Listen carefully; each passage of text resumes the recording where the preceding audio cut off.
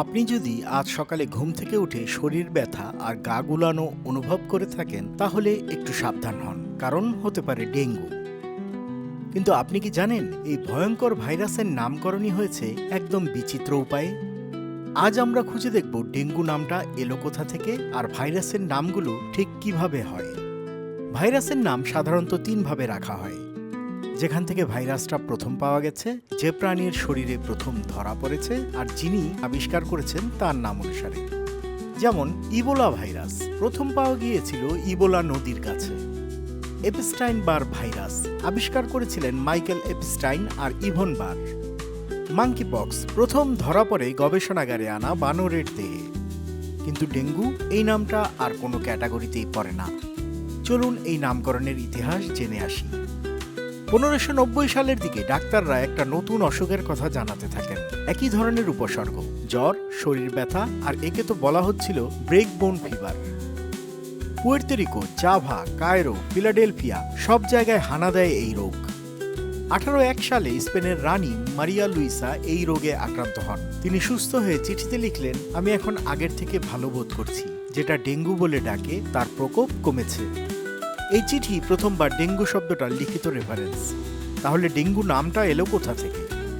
একটা থিওরি বলে সোয়াহিলি ভাষার কি ডেঙ্গা পেপো থেকে এসেছে, মানে অশুভ আত্মার হঠাৎ আক্রমণ। আবার অনেকে বলেন ক্যারাবিয়ান ইংরেজিতে ড্যান্ডি বলার ভঙ্গিমা থেকে ডেঙ্গু এসেছে।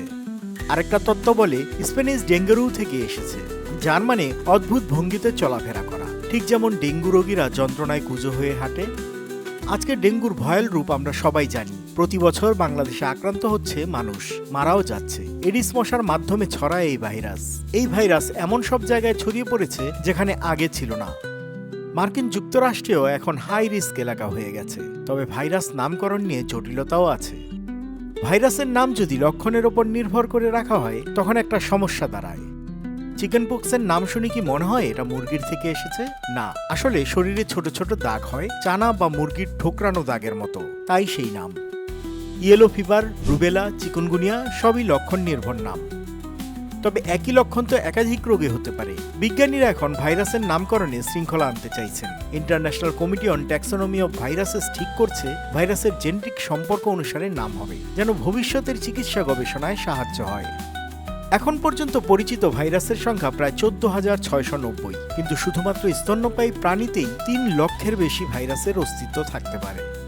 তাই ডেঙ্গুর মতো নাম হয়তো মনে হয় সাধারণ, কিন্তু এর পেছনের গল্প ভীষণ রকমের অদ্ভুত আর চমকপ্রদ। আপনি কি কখনো ডেঙ্গু আক্রান্ত হয়েছেন? এই ভিডিওটা শেয়ার করুন যেন সবাই ভাইরাসের নামকরণ আর ডেঙ্গুর ইতিহাসটা জানতে পারে। সবসময় মশা থেকে নিজেকে সুরক্ষিত রাখুন, কারণ নাম যেমনই হোক ডেঙ্গু কিন্তু ভয়ানক। এডিস মশামুক্ত পরিবেশে থাকুন ও ভালোবাসুন বাংলা ফ্লো পরিবারকে। একটা লাইক দিয়ে সংযুক্ত হয়ে যেতে পারেন বাংলা ফ্লো ফেসবুক পেজে। সাবস্ক্রাইব করে যুক্ত হতে পারেন ইউটিউবেও। টিকটক ও ইনস্টাগ্রামেও যুক্ত হতে পারেন বাংলা ফ্লো পরিবারের একজন হিসেবে।